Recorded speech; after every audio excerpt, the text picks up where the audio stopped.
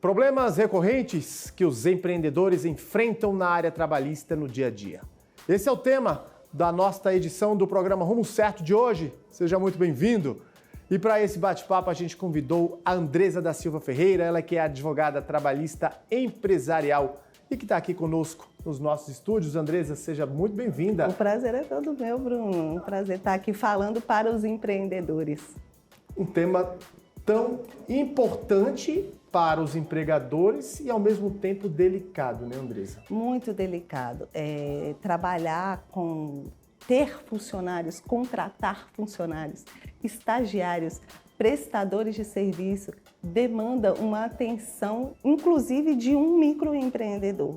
E, às vezes, ele não se atenta que é uma situação de que ele precisa de um suporte jurídico. Às vezes ele contrata acreditando que está fazendo certo ou por indicação, né? Às vezes um colega fala, não, faz assim, o contador também fala isso ou aquilo e às vezes ele faz uma contratação errada e pode gerar um problema muito sério trabalhista. Eu já vi empresários que teriam sucesso, mas acabarem fechando as portas por causa de uma única ação trabalhista. Então, assim, a assessoria jurídica preventiva é muito mais importante do que o empresário pensar só numa única ação trabalhista, porque às vezes ele pode evitar de ter uma única sequer. Então, a assessoria jurídica trabalhista ela é de fundamental importância. A gente sabe, né, Andresa, que essa decisão de se tornar um empreendedor ou uma empreendedora, de ser, né, dono do seu próprio negócio, pode ser muito recompensadora, mas que exige muito planejamento, exige muito cuidado, né? Muito cuidado. Por quê? Porque enquanto você trabalha sozinho, tudo bem, você tem todo o controle do seu negócio. Mas depois a sua empresa, e todo empresário busca isso, a sua empresa começa a crescer. E aí você começa a ter a necessidade de contratar uma equipe para te ajudar. E às vezes contratar até mesmo prestadores de serviço. Então vamos pensar que no caso de um microempresário, que um arquiteto, por exemplo, ele precisa, a princípio ele faz ali o trabalho, o planejamento dele e apresenta para o cliente o projeto. Quando ele começa a receber vários contatos, vários projetos, ele já se vê numa situação de que ele precisa delegar algumas coisas para alguém. Então ele começa a pensar, eu vou contratar um estagiário, eu vou contratar um funcionário, eu vou contratar um prestador de serviços. O que se amolda ao meu negócio? E às vezes nesse momento dessa contratação é que ele pode tomar uma decisão errada. Agora sim, se ele decidir, por exemplo, contratar um estagiário, porque seria uma mão de obra barata, e essa não é a finalidade do estágio. O estagiário tem uma legislação específica, tem critérios específicos para serem cumpridos, e às vezes esse arquiteto, vou dar o exemplo da arquitetura, porque a gente vê um autônomo, né? Então fica mais fácil de encaixar nessa situação. E ele fala, não, é só contratar um estagiário, ele tem que estar cursando o ensino superior, eu vou dar a bolsa para ele, pagar a bolsa, não vou pagar nenhum imposto, nenhum passivo trabalhista. Se eu mandar embora, eu não vou ter esse risco, eu não tenho rescisão do contrato de trabalho para pagar, mas ele deixa de observar os critérios legais. Então, por exemplo, o estagiário, ele precisa de um seguro. O concedente do estágio, ou seja, esse arquiteto, ele tem que contratar um seguro. Isso está previsto na lei do estagiário. Se ele não contrata, ele começa a ter um problema se acontecer algum acidente com esse estagiário. Se ele não cumpre a carga horária máxima desse estagiário, ele ultrapassa, por exemplo, o estagiário de nível superior, ele pode trabalhar 30 horas semanais. Se ele trabalhar 40 horas semanais, esse estagiário pode ir à justiça depois e requerer um reconhecimento de vínculo de emprego com esse arquiteto. Isso é um caso de um estagiário. Vamos pensar agora numa empresa já de pequeno porte. Nós temos ali 3 funcionários, certo? Essa empresa é uma prestadora de serviços de consórcios, ela vende consórcios, tá? E ela tem 3 funcionários, esses funcionários já têm 2 anos de empresa e decidiu contratar ali mais 7, 8 empregados, tá bom? Esses empregados já estão há algum tempo trabalhando nessa empresa de consórcio, então ele já tem um salário X. E os novos que ele pretende contratar, ele fala, não, mas espera aí, esses aqui já estão comigo há mais tempo, eu vou deixar o salário deles como está mais alto e vou contratar os outros com um salário menor. E às vezes ele não conta com uma assessoria jurídica. E esse salário menor, ele tira da cabeça dele. Ele fala, não, eles que estão comigo há muito tempo, eu vou pagar R$3.000, continuar pagando os 3.000. Mas os que eu estou contratando, eu vou pagar 2. Então, ele paga 2. Só que ele tem que observar a convenção coletiva dessa categoria. E lá na convenção coletiva tem um piso salarial inicial de R$ 2.400, por exemplo. Ele não sabe disso, não é má fé do empresário. Ele não sabe, porque ele não conta com uma assessoria jurídica, às vezes o contador não se atentou de falar isso para ele e ninguém sabe disso. E os anos vão passando e esse empresário vai seguindo com um negócio dele. E na hora de uma rescisão, um desses funcionários entra em contato com um advogado trabalhista. Esse advogado vai virar para um funcionário e vai falar, não, mas espera aí, você começou ganhando 2.000, você tinha que ganhar 2.500 de início. Isso está errado. Esse funcionário conta para todos os outros funcionários. Todos demandam aquela empresa, pedindo diferenças salariais. Veja como é uma situação simples, mas tão delicada, que às vezes é só a falta de uma informação, Bruno, que faz com que o empresário comece a adquirir um passivo trabalhista, que isso ao longo dos anos pode gerar um problema dele ter que fechar a empresa, porque ele não vai conseguir suportar aquela condenação, aquele débito trabalhista, sabe? Eu te pergunto, qual é o melhor regime de trabalho? Qual é o mais adequado? Então, eu não tenho uma resposta para a sua pergunta, porque depende do negócio. Depende da empresa. Às vezes, uma determinada empresa, ela não precisa de um funcionário. Talvez se ela contratar um prestador de serviço que atenda ela por demanda, por ordem de serviço, vamos dizer assim, seja suficiente, vai depender do negócio dela. Mas a forma correta, se for um empregado que ele precise cumprir horário, que ele vai receber um salário fixo, que seja ele o responsável por exercer aquele trabalho, ou seja, tem que ser a pessoa dele, o requisito da pessoalidade. A forma correta é contratar pelo regime seletista, regido pela CLT. Então, depende muito do negócio da empresa, mas a gente trata na assessoria preventiva exatamente de encaminhar o empresário para qual situação é a mais adequada para o negócio dele. Porque às vezes é possível sim ele contratar um prestador de serviço, ou às vezes acontece o inverso. E eu vou te dar aqui um exemplo muito comum. Às vezes o empresário contrata o prestador de serviço. E aí ele tem lá os requisitos para aquele prestador de serviço prestar aquele atendimento aos clientes dele. Vamos voltar a falar da arquitetura, já que eu comecei com esse tema. Aquela empresa de arquitetura se tornou grande. Aquele único arquiteto hoje trabalha com 4 ou 5 arquitetos. E ele contratou esses 4 outros arquitetos como prestadores de serviço. Então, ele no início pensou, eu vou contratar eles por prestação de serviço. Chegou um projeto para mim, eu repasso para eles e remunero por aquilo ali, certo? Correto. Mas depois o negócio dele cresceu e esses arquitetos já têm que passar o dia inteiro na empresa. Tem que ser eles a fazerem, a realizarem todos os projetos, a tocarem o negócio para os clientes dele. Ele não pode mandar alguém no lugar dele para fazer o projeto. Ele tem que estar lá, ele tem que prestar contas para o dono da empresa. Não, hoje eu fiz isso, hoje eu fiz aquilo, amanhã eu tenho reunião com esse cliente, na outra semana com aquele cliente. E o próprio dono, aquele arquiteto, quer saber também, questiona e pede relatório. E aí começam a nascer os requisitos da relação de emprego.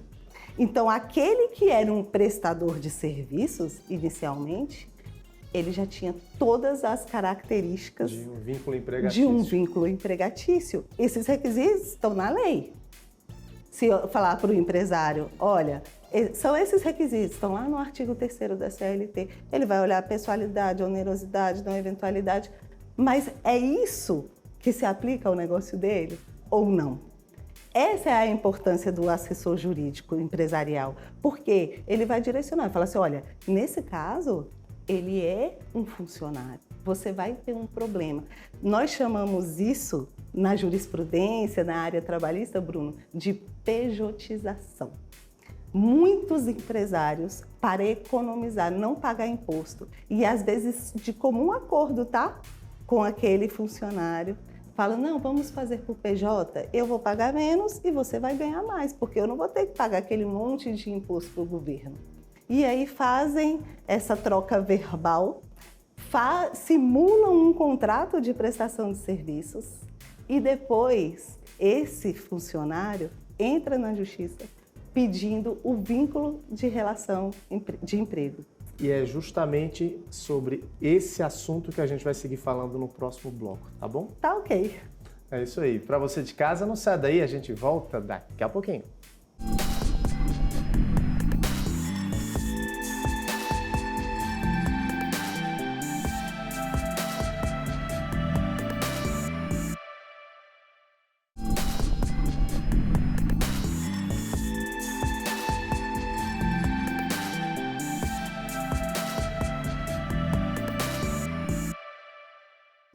E a gente segue com esta edição do Rumo Certo, falando aí sobre as questões trabalhistas no ambiente de negócio e conversando com ela, que está aqui conosco, a Andresa da Silva Ferreira, advogada trabalhista e empresarial. Andresa, você falava no bloco anterior justamente sobre essa modalidade de contratação, quando o empregador ele acaba contratando um profissional, um prestador de serviços, de forma pessoa jurídica, né? Sem aquela ligação, sem aquela relação, que sem querer transparecer tanto o que diz as leis trabalhistas, a CLT, né? Mas isso acaba aí, dependendo do cenário que venha a se construir, uma relação trabalhista, né? É verdade. Isso parece distante, mas é muito comum, viu, Bruno? Pedidos de reconhecimento de vínculo de emprego, eles estão, se eu não me engano, dentro dos 20 temas de maior assunto de ações trabalhistas levantados pelo TST. Então, os empresários têm que ter esse cuidado, porque às vezes ele acredita que está fazendo uma contratação correta e ele pode ter um problema trabalhista no futuro que possa levar a empresa dele à falência. Mas existem também outros temas que são ranking e eu acho importante a gente falar aqui e alertar os empresários, inclusive o microempreendedor, o que tem um funcionário. Porque existem 3 temas no ranking do Tribunal Superior do Trabalho de 2023 já. Ou seja, aqueles temas mais questionados nos tribunais superiores. Nos tribunais, na Justiça do Trabalho, na verdade, são as ações trabalhistas mais recorrentes, que são elas, 2023, horas extras, e esse é o calcanhar de Aquiles de todo empresário. Multa de 40% do FGTS e multa do artigo 477 da CLT, que tem relação com a data do pagamento das verbas rescisórias. Eu vou falar sobre cada uma delas, porque como são os 3 principais, eu acho importante alertar os empresários sobre esses assuntos. Horas extras é calcanhar de Aquiles de todo e qualquer empresário, porque, vez ou outra, ele precisa que o empregado trabalhe além da jornada diária. A jornada diária, ela é prevista na lei, na CLT e na Constituição Federal. Então, o trabalhador tem um limite de 8 horas diárias e até 44 horas semanais. Se ele extrapola esse limite de horas diárias, ele tem o direito a receber horas extras. E o que importa? importa no pagamento de 1 hora e mais um adicional de 50%. Se for o feriado, essa hora é dobrada, ele tem que pagar 100%. Às vezes, esses empresários pagam as horas extras. Às vezes, eles não pagam porque sequer estão atentos à folha de ponto daqueles empregados. Então, não é por má fé, é porque ele desconhecia. E às vezes o empregado fala, não, deixa isso para lá, né? Vamos passando. E depois esses empregados ajuizam as ações buscando essas horas extras. E por que o impacto é grande? Porque não é só a hora extra mais o adicional, é porque a hora extra, ela incide nas demais verbas. Ela incide no pagamento do 13º salário, nas férias, no momento da rescisão, no aviso prévio. Então, são várias questões em torno de uma única hora extra que vai aumentando consideravelmente esse valor. Então, os empresários têm que estar atentos ao controle de jornada desses empregados para pagar direitinho as horas extras e também a determinadas escalas. Eu vou te falar de um caso bem interessante agora. Hoje, a gente tem a possibilidade de solucionar essa questão de horas extras depois, com o advento da reforma trabalhista em 2017.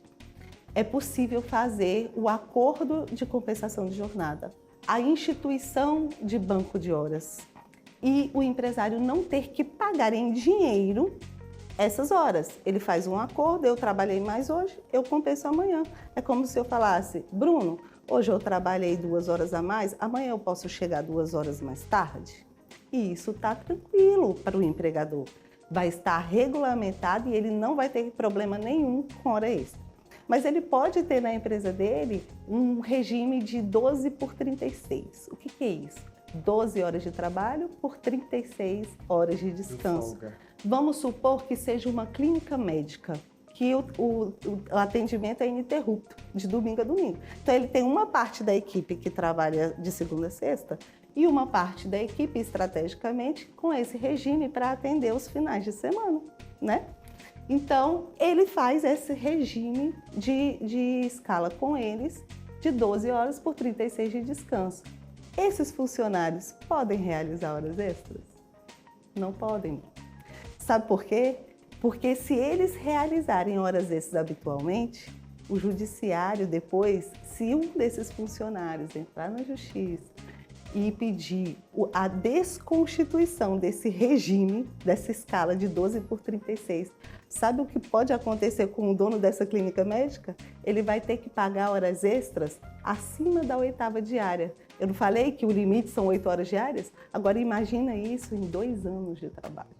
O judiciário, ele desconsidera que havia esse regime instituído, porque ele estava fazendo hora extra e ele não pode nesse regime. E o empregador vai ter que pagar essa condenação na Justiça do Trabalho. Então é muito sério. E às vezes é só uma informação, tá vendo?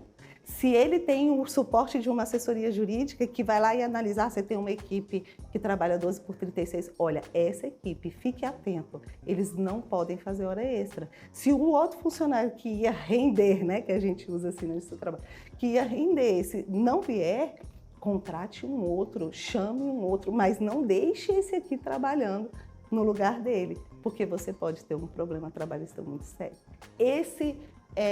Horas extras, então, é o pilar do ranking de ações trabalhistas hoje no Brasil, segundo estatísticas do próprio Tribunal Superior do Trabalho em 2023.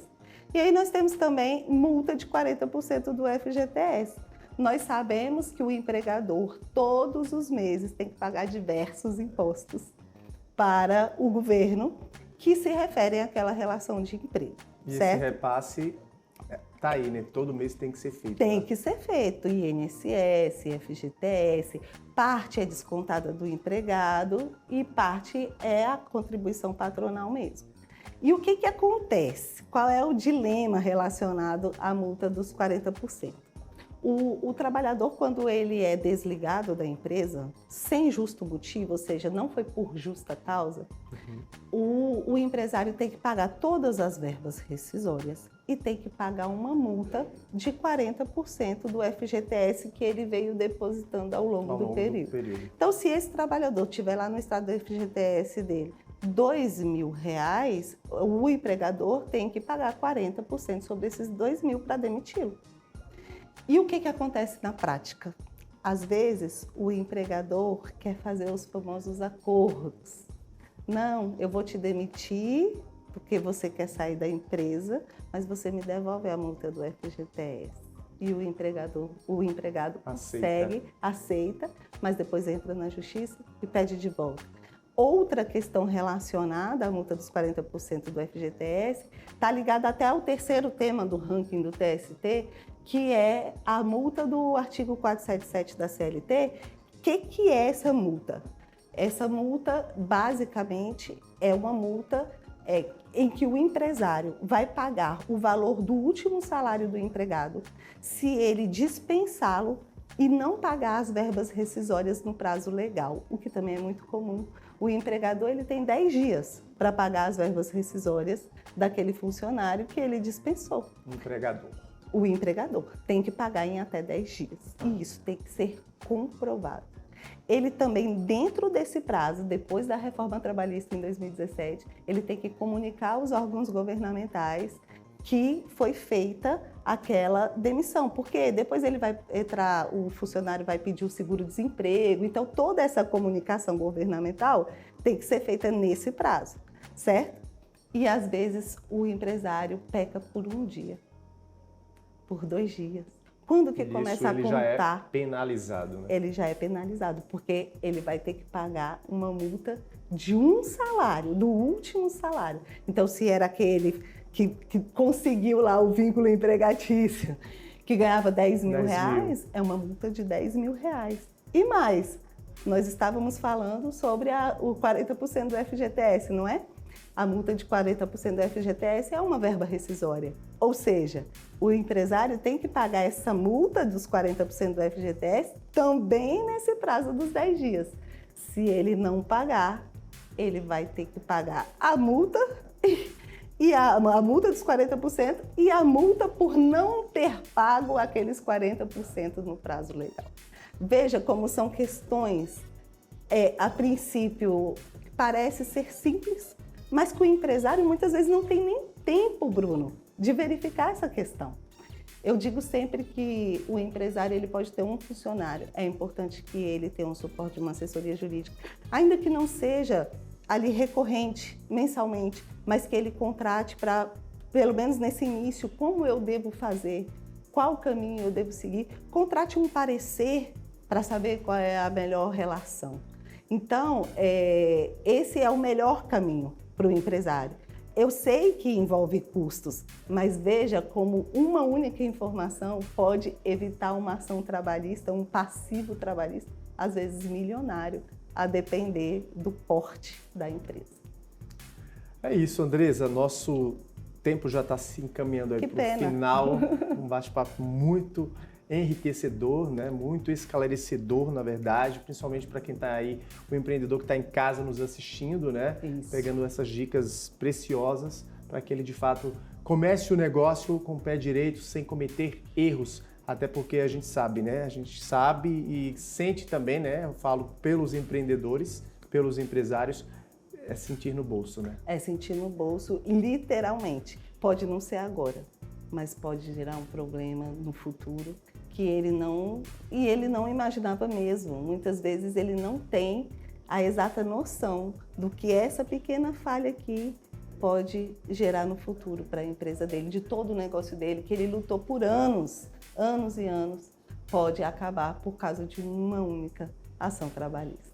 E a recomendação para não cometer e não cair em erros é justamente buscar o suporte de uma assessoria jurídica preventiva para evitar esses problemas e ter o empresário que tiver condições, a depender do porte dele, é ter recursos humanos muito forte também. É o braço direito e o esquerdo. Com certeza, um apoiando o Apoiando outro ali. o outro. Andresa da Silva Ferreira, advogada trabalhista e empresarial, foi um prazer te receber aqui nos nossos estúdios para esse bate-papo para lá de especial. Meu. Prazer foi todo meu, espero voltar com outros assuntos. Com certeza, é isso aí. Obrigada. Até mais, até a próxima.